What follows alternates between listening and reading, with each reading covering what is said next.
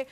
We started with giving you all of the tips that you need to know about your health, about your country, Nigeria, and about the day that we're celebrating today. We moved on from that at 7:30 to give you updates on the Nigerian dailies, what is trending on the papers, and we encourage you to go and look at the full story most times. You know, we just give you the headlines, go check up the full story.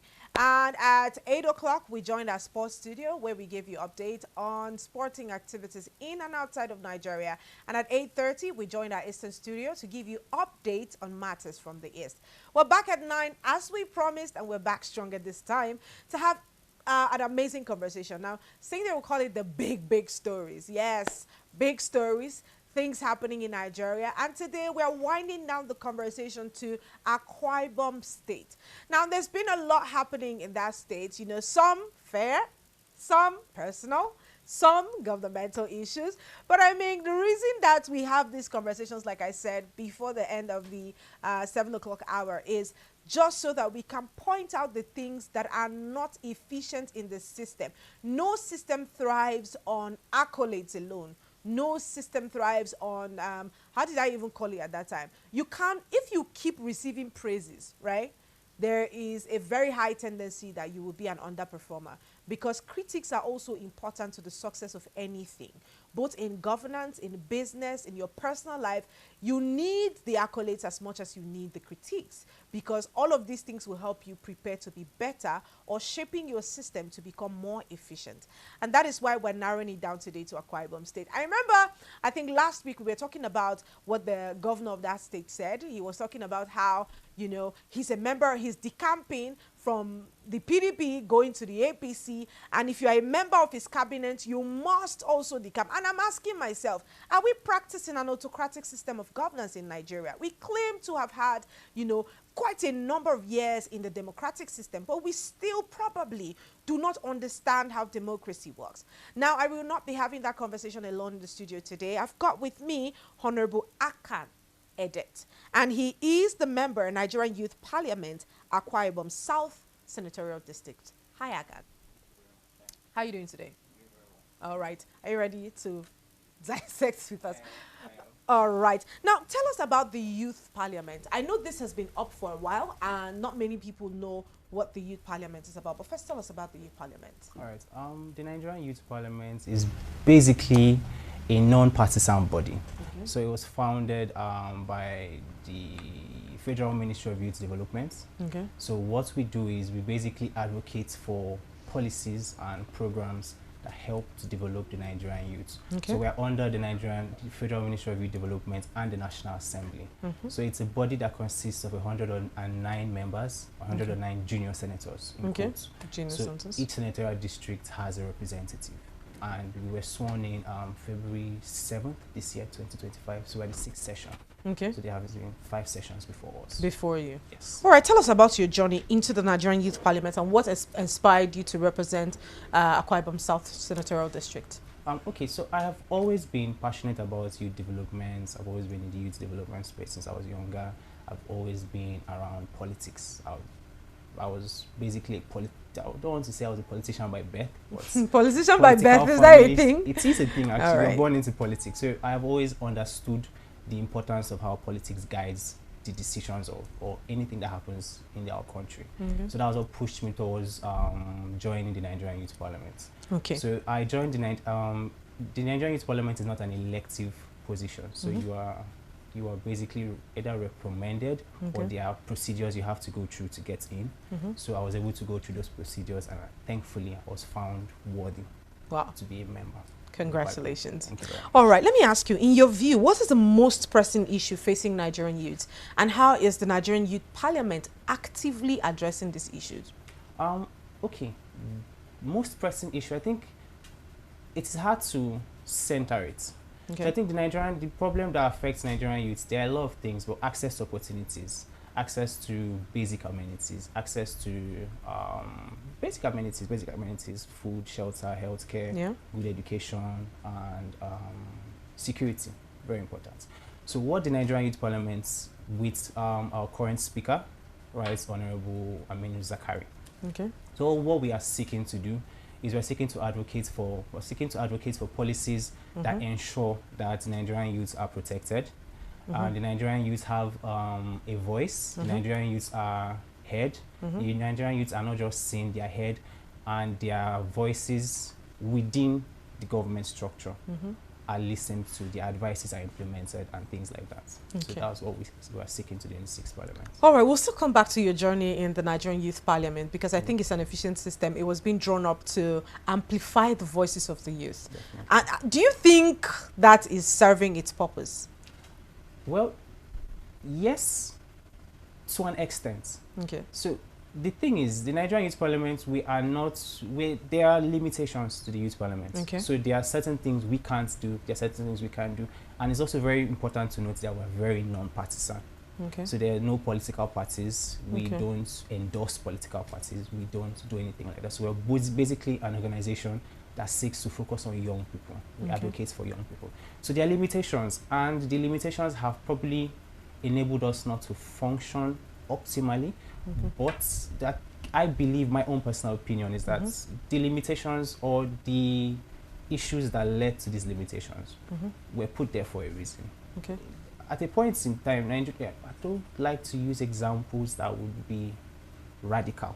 But most times you give a young Nigerian, an opportunity to do something, power, and they deviate. So some of the structures that were put in place. So do the elders. True. But if we want to do a comparative analysis, a lot of young people, even the elders, they deviated sometimes when we were young. We're going back to Nigeria's history. We have a lot of young people that were in power, military, civilian, that were in their late 20s, early 30s. We tend to blame them for what happened or where the country is today. So they deviated. So young people, sometimes, it's not all the time. So sometimes checks and balances are supposed to be put in place. But also, there are times where we probably need to realize that certain things need to be shifted. So I guess that is why I could possibly say we have advanced a lot, because the Not Too Young to Run bill was an initiative of the Nigerian Youth Parliament. Not our session, I think the 3rd session. So the Nigerian Youth Parliament have done a lot, but we still have a lot to do, basically. Can we discuss some of these limitations? On air? Yes. Probably might not be able to discuss that. But some of the limitations, basically, I would just necessarily pick the fact that the Nigerian Youth Parliament, we basically, we are not a lawmaking body. So we recommend. Now, that can be a limitation, that cannot be a limitation, depending on which side you are on. So that is one of the limitations that I can speak on. All right. As a young parliamentarian, and what are your thoughts on the 2 years of office of the governor of Akwa Ibom State? Okay. Well, it is interesting that the governor of Akwa Ibom State is currently receiving attention, not necessarily for the right reasons. Exactly, for the right reasons. But in my personal opinion, I think he has done very well. I think he has come into power with, he was not a politician, he was a very simple pastor and a hotelier. So he had been in, he ran one of the most successful tourism hotels in Akwa Ibom. Exactly. What did you use the word tourism? Thank you. So he came in with a private sector mindset, and that has been what has been in place since he got into office. And it's also helped to guide a lot of the things he's done. So he's very non-partisan. But he's non-partisan, but we hear him say, move to this party with me, or... There is a context to that. Give us the context. Okay, I'll try and give an example. Okay. So we have the Minister of FCT. Okay. That's, if you follow social media, half the country wants him to be hanged. Because why are you in the opposition and you are in... Thank you. So if you use that context, it makes sense for the governor to say what he said, because why would you work for the government in an opposition party? Okay. The assumption is you would not necessarily put your 100% best into it, because you don't really want the government to succeed. So it depends on the context you're seeing it. And it's also, to me, is a non-issue to an extent again, because, for example, a lot of the cabinet members in the Akwa Ibom State Executive Council were colleagues of the governor. So it is not an order per se. It is It was just a declaration that, okay, we all know how this thing How is. is it a declaration? He came out to say it in the eyes of the public. Well, he also said it is what it is, because it is what it is. It is very rare in the Nigerian political system. That's why I had to single out the Honorable Minister for FCT. It's very rare sometimes for an opposition member to work in the government of a ruling party, state or federal, because there are so many distractions. And also, I would also like to point out that no Nigerian political party has any ideology. How so? There are the Nigerian political party by its structure is a vehicle to power. They have no ideology. There's no ideological difference between the APC. There's no ideological difference between the PDP. There's no ideological difference between the Labour Party. There's no ideological difference between the Zenith Labour Party, the ADC, and YPP. The remaining 15 political parties, there are no ideological differences between them. They could tell you that they are pro-capitalist or they are socialist, but the core mandates of a political party in Nigeria is very good to power. So I do understand that, but what we're looking at here is discouraging the use of public office as though it was a personal property. Because someone coming out to make such a declaration, because I'm particular about that because it caused widespread reactions across social media spaces, of course, media houses. A lot of people discuss this many times. Because if I am the owner of this media house, it's a personal belonging. And so if I say, don't do this, don't go here, or don't do that, I am well within my right to make such declarations. But the Akwa Ibom State Governor is holding a public office. Which means that it must be treated as such. Yeah, true.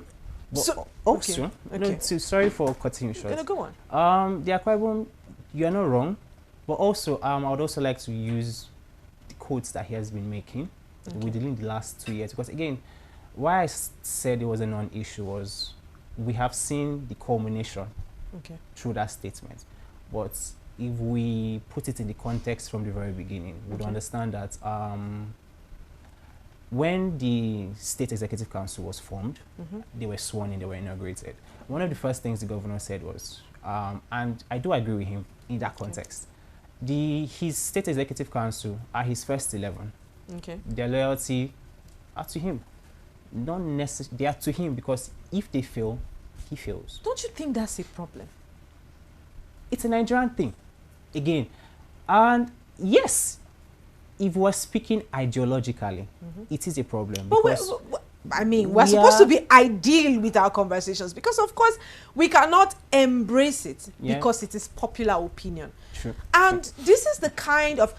We had someone who was part of the team for the Labour Party presidential 2023 presidential election, who was a key player in that. And he said one of the major things that separated their candidate from other candidates is the kind of politics that he plays.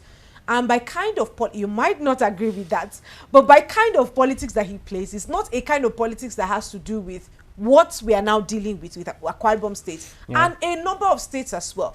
Because you know that the tussle between both the FCT minister and the minister or the governor of Rivers State, Simi Fubara, is the exact same kind of thing we're dealing with in Akwa Ibom State and in Rivers State, where you have to move with my ideologies. And you see, the thing is, when a lot of parties or one of these ideologies come unopposed, then we now have a single system where everything that is said and done depends on a particular body. And it's a public office. It's not meant to be so. Again, I see the point you're trying to make. And it is fair. But we also have to... I don't like to use the word Nigerialize the situation, but we have to also be a bit realistic. So I'll first start by pointing out what the previous colleague had mentioned, I guess, about Peter Obi, which I think speaks to what I tend to always talk about when I speak to young people, that we have very short memories in the country, and it doesn't really help us politically. Doesn't even necessarily help us in understanding government systems. Now, the presidential candidate of the Labour Party 2023 was a governor of Anambra for 8 years. Ran a government that had zero opposition. Ran a government that had zero local government elections. So there was no local government administration. He basically had sole dictatorship across the local government system. But 10 years later, he's advocating for something different. And people don't remember that, okay, there was no social media back then. Fair enough. But he did it. And he thrived in it. So it was a system that benefited him. The system that enabled him to be who he is today. You now don't come out and condemn what you enjoyed. Now that's using that context. Now back to the context about my state governor. So I would also, I think I had mentioned it when I broached the idea of most of the cabinet members were his colleagues. So he was a commissioner before he got the ticket and became a governor. And I would also go back to what I said earlier about the first 11. Now, I understand the context of Rivers State, but there's a slight difference. First of all, Akwa Ibom is a very peaceful state. We don't, there's no political clash. There's no. That's probably why we don't see, maybe we don't see some level. We'll go to the economic reforms in Akwa Ibom State eventually. But don't you think that piece has, because again, when someone stands unopposed, I do understand the fact, the point you're trying to make about Peter will be benefiting from that system. And I like the fact that you made mention of the fact that he thrived in it. So when something is working, when a system is working, it is not necessarily because of how the system is. It's mostly because of how the person in the system handled what was in the system at the time. Now, for what we now see, or what is now obtainable in the larger society, remember we're talking about the state government. Now we're talking about Nigeria, presidential election. Now we see that it will be a risk to allow one party stand unopposed. And that's because it is only the ideologies of that party that will most likely fly. Any idea that comes from another party, whether valid or not, whether important or not, whether it contributes to the economic, social, and political growth of our client or not, will be abandoned just because they are not from that political party.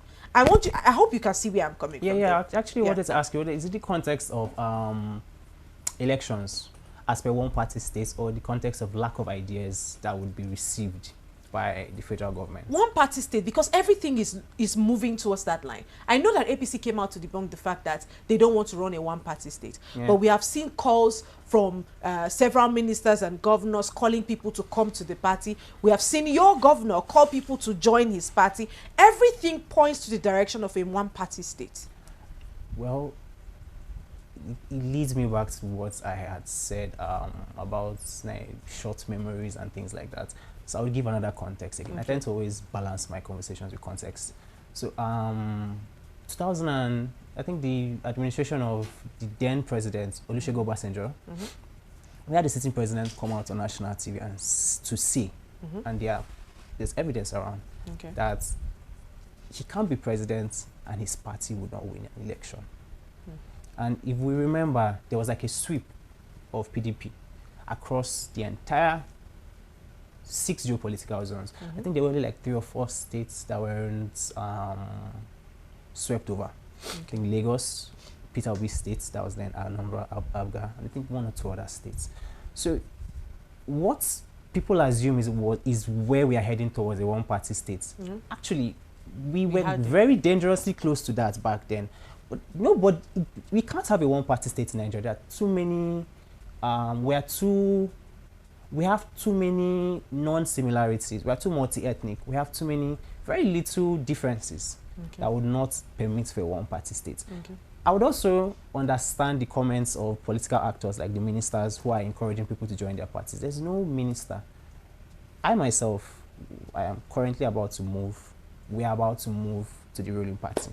I would encourage you. But you say you are non-partisan. You guys are non-partisan. So are you going to now leave the youth parliament to be a part of that? No, the Nigerian Youth Parliament is a non-partisan organization. Or you can? I'm a human being outside the Nigerian Youth Parliament. So I have my own political views that do not align or not align. There's public office, then there's my own private views. So we are following our state governor, where he's going to. I would also encourage people to make their own political choices. You don't necessarily need to join the APC. You don't necessarily need to join the PDP. I was once at a point, 4 years ago, I was a member of the ADC. A lot of people don't know that. Okay. I was a very small party. There was only one office of the ADC in Akwa Ibom State. And I would not necessarily like to say it on air, but it's a very shoddy organization. But that's a conversation for another day. But you can't join any party. It depends on, was where I led. I think when I started by saying there's no ideology in political parties in Nigeria. Because I've joined, now, it's the third political party probably I'm going to head to. They are not ideology. What they all want is power. Now the problem is, and to also answer what you said earlier, about how Peter Obi thrived and the personality. The personality of our governor is very obvious. He's not combative. I think from the day he was sworn in, the very first thing he did was to stretch his arms, even during the campaigns. Like he was always particular about how it's not a do or die affair. If he lost, he'll go home. If he didn't lose, well, he had no enemies. So basically what his body language has encouraged multi-party cooperation as we are moving to the ruling party. It does not mean the previous party will be our enemies. People are still there. There will still be collaboration. So what we are trying to propose is a template that we hope Nigeria would notice and would follow. Is the fact that unity can actually work. One is when it's time for politics. Play your politics. But this is not the time for politics. It's time for development. So you would, or what I believe, and I'm very grateful that our governor also has the same opinion, is that when I step back to Akwa Ibom State, I'm not going back as a political, I'm wearing a t-shirt of, oh, I'm PDP, I'm APC. I'm an Akwa Ibomite. And I believe that if we have that type of thought process in Nigeria, that we don't necessarily look at political ideologies that don't exist, it is easier to jump through some of these questions and hit the target, I guess. That's just the only way to put it. I think you are pro governor, what's his name? Senator, Pastor Omo. No. Pastor Omo. So there's been a growing discourse around the world about the weaponization of poverty in the Nigerian politics. I'm sure you must have seen that Very discourse, true. you know, Yeah. around the world. Now, what has your governor done, you know, remarkably to, should I say, to change or to affect the economic climate of an Akwa Ibom State? Okay. Now, that's a conversation that actually excites me to talk about, because there are visible things that he has done. Like the happy hour?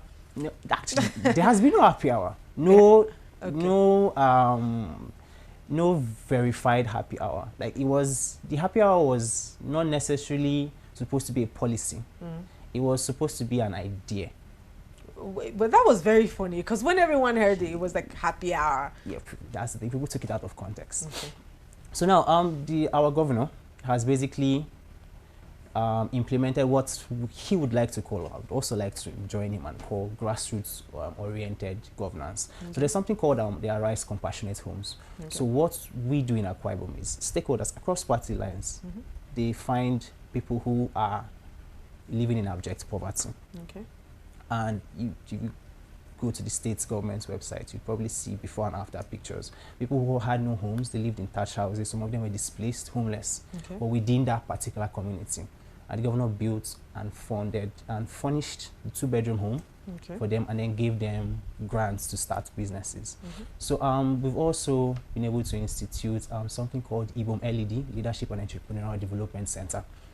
That was for young people. So you have access to grants, you have access to technology. I think there's a partnership between the LED and I think University of Lagos. So there are accesses to courses that would boost entrepreneurship. And there's also something called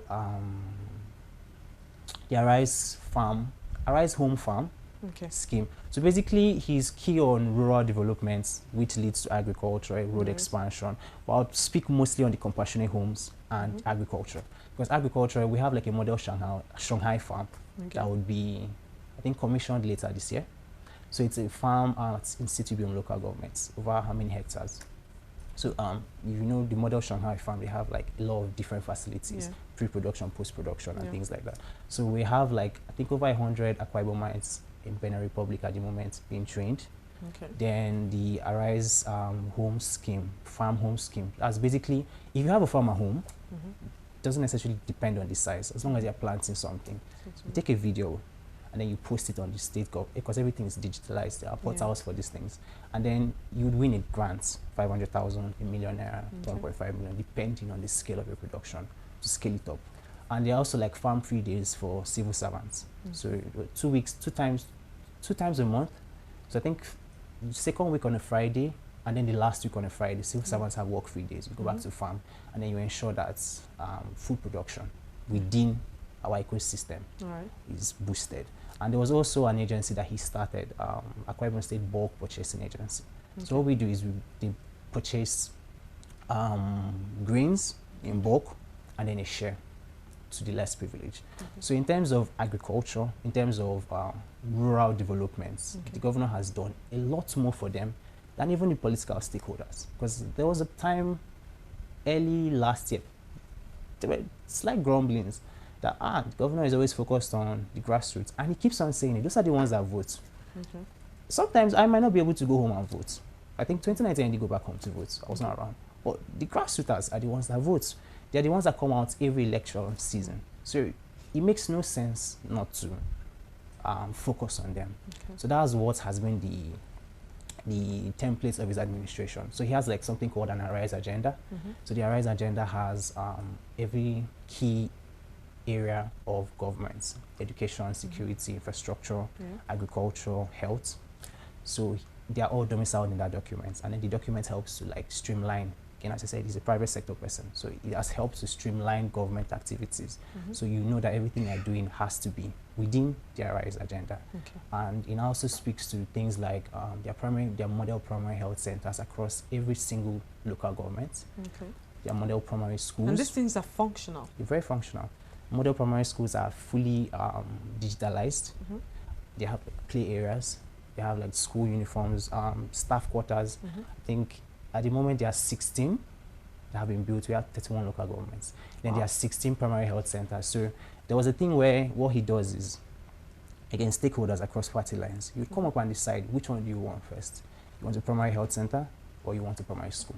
So that's why it's spread equally. So to swap the other way. So those are the things that he has done in terms of rural development. All right, we have been hanging out with Honorable Akan Edet Etienam, and he is the member, Nigerian Youth Parliament, Akwa Ibom South Senatorial District. Thank you for joining us on the show today. Well, we'll be going on a very short break. Akan has been trying his best to convince us that his governor is the man for the job. But yes, very commendable things that he's doing in Akwa Ibom State, you know, but we still will go back to the issue that we have on ground. When we get back, we keep up this conversation. Please do not go anywhere. We'll be right back.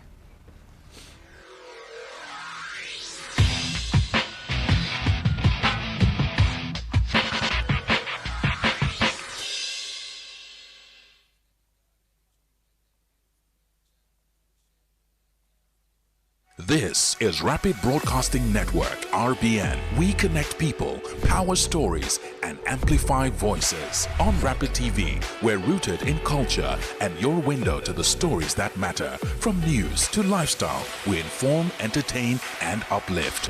Join Rapid TV on Star Times Channel 176, Nigecomsat. On Rapid FM, we speak your language from the soulful airwaves of Umuahia to the vibrant culture of Port Harcourt and beyond. More than broadcasters, we're creators, amplifying that voice within with powerful content across TV, radio, and digital. Join us at rbnradiotv.com and all our social media handles. One network, one voice. Rapid Broadcasting Network, RBN. The sound of your city, rooted in truth, driven by impact.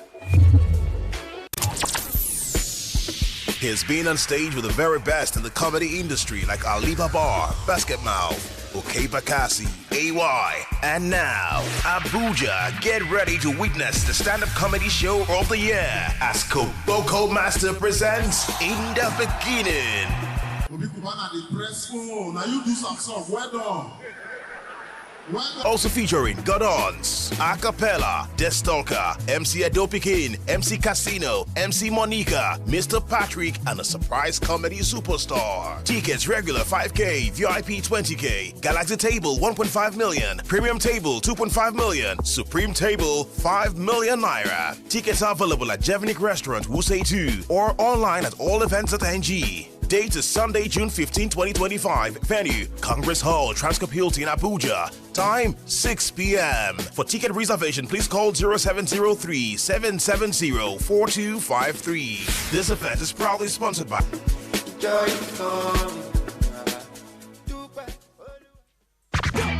Are you missing out on interviews, music, entertainment, thought-provoking discussions, and more? Don't sweat it, man. We've got you covered. No matter where you are, be part of the action 24/7, online and live. Caesar Radio. On Facebook, it's Rapid FM Umahia. On Instagram, it's Official Rapid FM. And on X, it is Rapid FM 965. Tune in to Rapid 96.5 FM or listen to us live on our website at www.rapidfm965.com or radiogarden.com. Better yet, get our mobile app from the Google Play Store. Catch the pulse of the Southeast on Rapid 96.5 FM, the sound of your city. Hey, Oyanam, all Caesar Radio.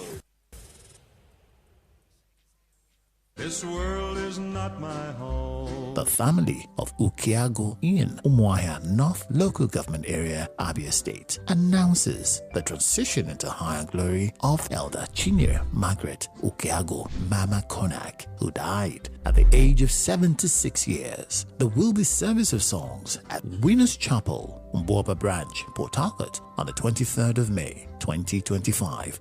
Diamond Hall, A-Class Park, and Event Center, Kashim Ibrahim Way, Maitama, Abuja, on the 30th of May. And service of songs and wake at Afugiri Primary School, Umuahia, on the 4th of June, 2025, all at 5 p.m. Burial takes place on Saturday, 7th June, 2025, at Afugiri, Umuahia North LGA, Abia State. May her gentle soul rest in peace. Signed, Dr. Ken Ukiago, Honorable National Commissioner, INEC, for the family. From the heart of Africa, where dreams are born and passion is boundless, a new wave of talent rises. In La Liga, these extraordinary athletes are not just playing the game, they're transforming it.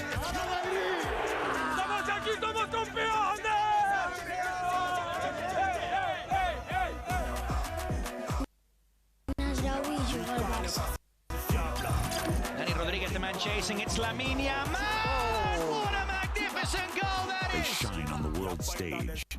Watch as they redefine football, inspire millions, and make history. La Liga, where dreams become reality. My name is Akio Sakido. Hey guys, this is Anto Lecky. My name is Leo Bliss. My name is Akwa. I go by the name Baba D. And you're tuned into Rapid TV. I love Rapid TV. Shout out Rapid TV. Thank you, Rapid TV. Please keep watching Rapid TV. This is Rapid TV. Rapid TV. Keep watching. Keep it moved down. Leave it like that.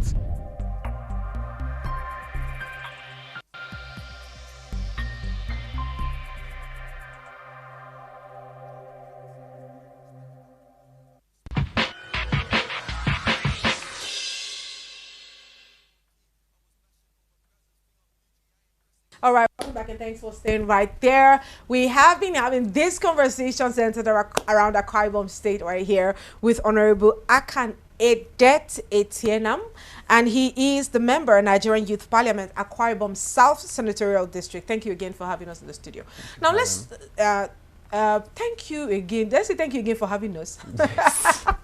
Anyways, thank you for joining us in the studio. All right, right, let's talk a bit more about the Nigerian Youth Parliament. Okay. Right, I see that the major focus of this parliament is inclusivity. Yes. In governance, yeah, as well. Inclusivity, yeah, in, you know, political activities. Definitely. How has this been already? Because I remember you talking about limitations when it, yeah, comes to like implementing the ideas that you suggest. Yeah. How has this been? in general?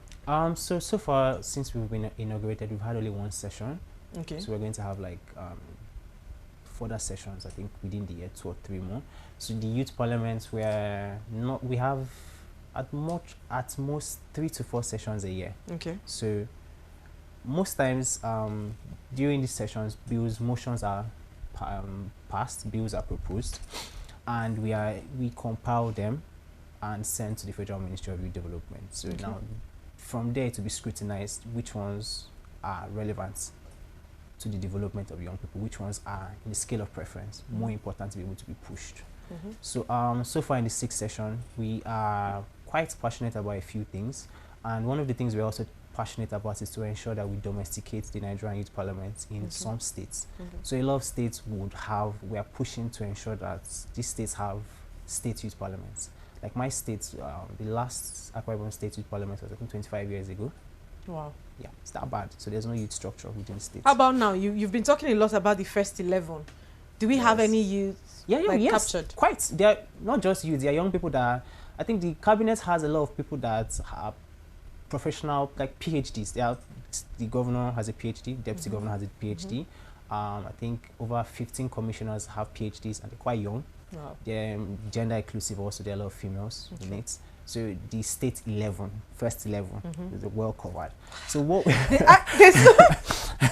there's nothing you will say to convince Hakan that anything is wrong with the state. But I love the fact that you advocate for the positive. There are issues. We also pray for younger people because again, as I say, there are young people that are involved.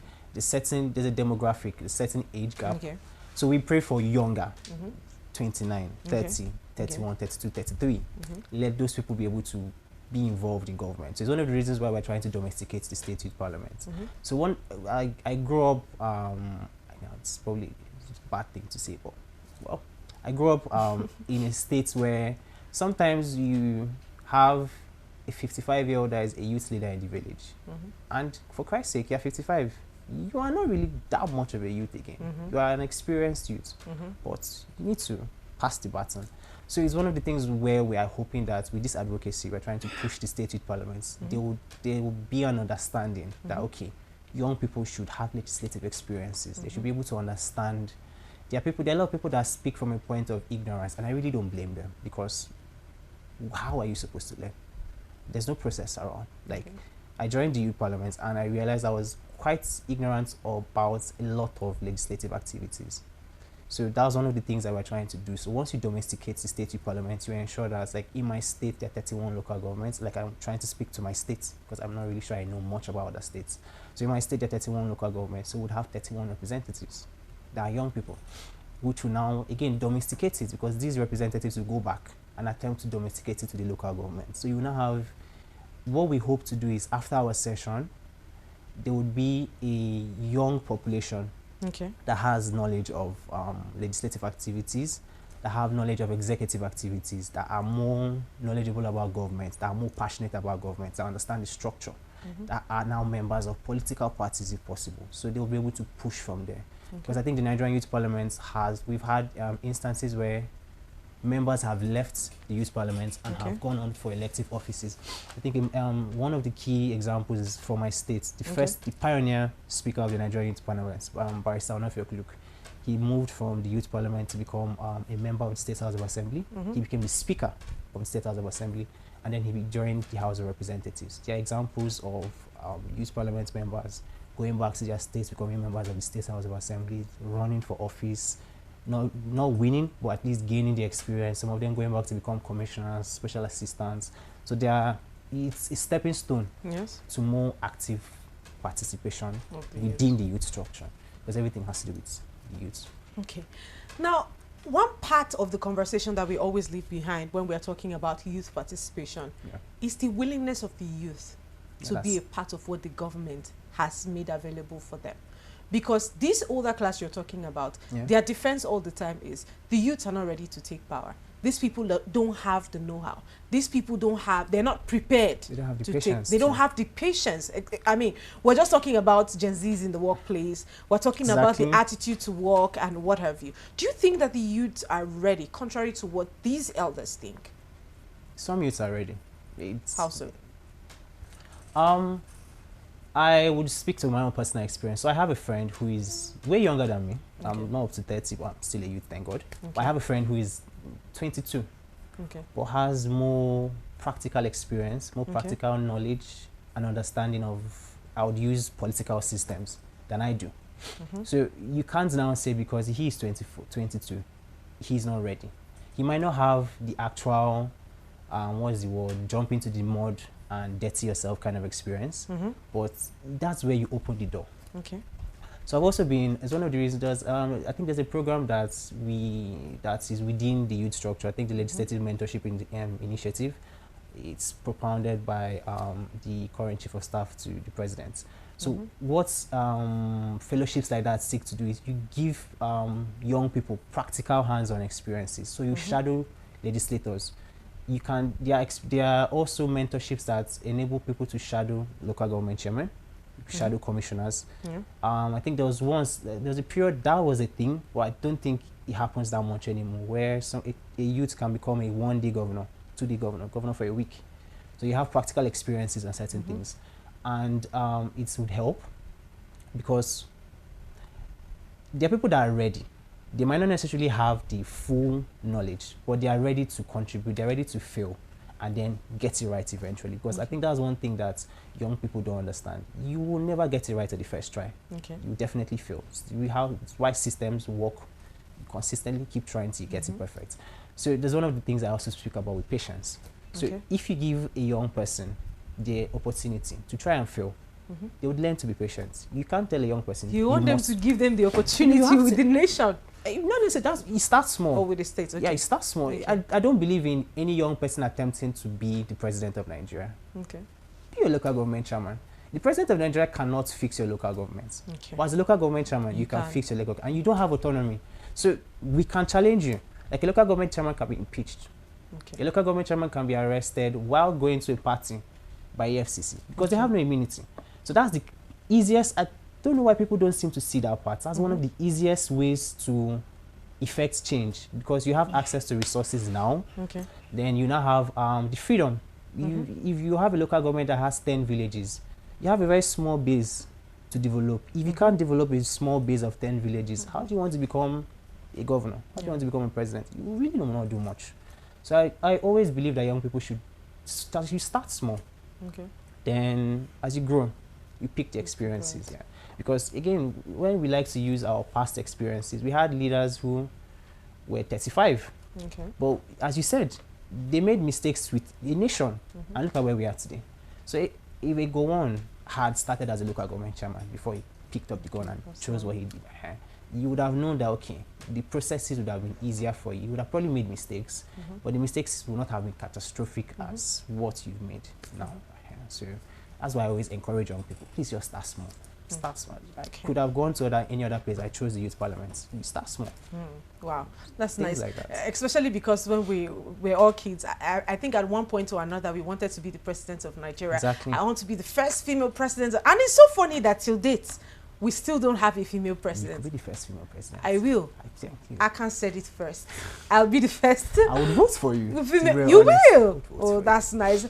Anyways, thank you so much, Akan, for joining us on the show today. It was quite an insightful one. And just as he has called out, if you continue to complain about something and you do nothing about it, then you are part of the problem.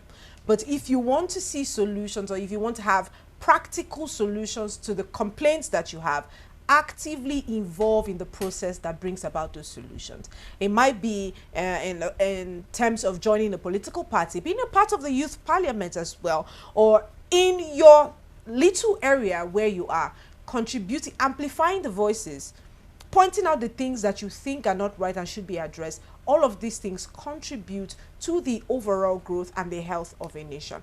Thank you again, Akan, for joining us on the show today. Thank you very much. And thank you, our Rapid viewers, for being a part of the show today. It was an amazing one today. It still is right now because I'm seated right in the studio with you. You know, from 7 o'clock up until here, you've been riding with us, and I am super grateful for you. Right, you know that you can rewatch all of this on YouTube at Rapid TV, across all social media platforms. It is at Rapid Rapid TV. But yes, if you do want to follow us, if you want to follow all of our programs live, you can follow us at www.rbmradiotv.com. We stream these programs live, active on the website, so wherever you are in the world, you pretty much can be a part of our programs. Go and rewatch. I can talk about his states with so much passion. I feel like it's important too.